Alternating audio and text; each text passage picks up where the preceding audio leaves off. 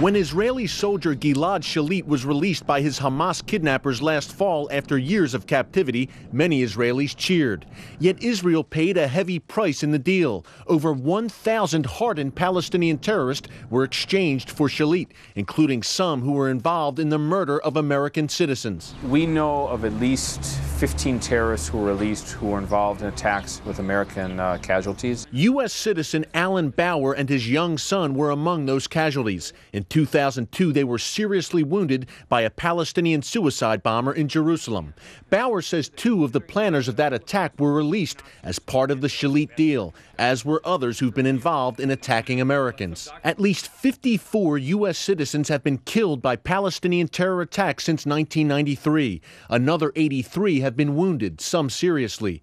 The attacks have targeted American tourists, students, and expatriates living in Israel or the Palestinian areas. Alam Tamimi helped mastermind the deadly bombing of a Sbarro's pizzeria in Jerusalem that killed 15 people in 2001.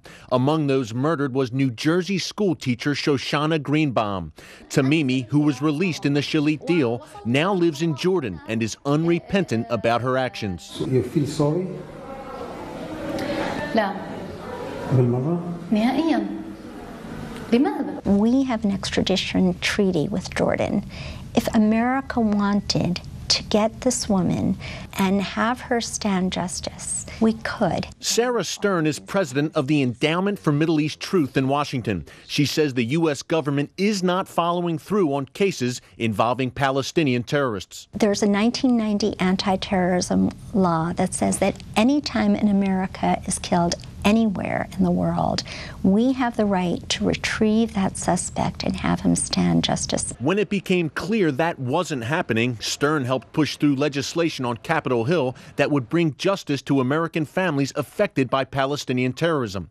That led to the Department of Justice opening an office devoted to American victims of overseas terrorism. Yet in the 7 years since that office opened here at DOJ, not one Palestinian who's been involved in terror against Americans has been extradited or even indicted to face justice in the U.S. In recent years, the U.S. has extradited a Somali pirate, al-Qaeda members, and several Israeli citizens who were involved in drug trafficking and internet fraud, but no Palestinian terrorists. A Justice Department spokesman told CBN News that DOJ is committed to the principle that those involved in terror attacks against U.S. citizens anywhere in the world must be brought to justice, whether in the U.S. or elsewhere.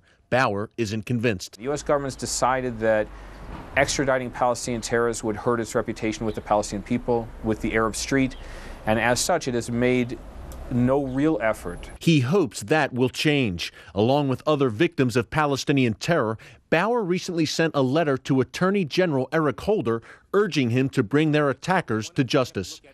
Eric Stakelbeck, CBN News, Washington.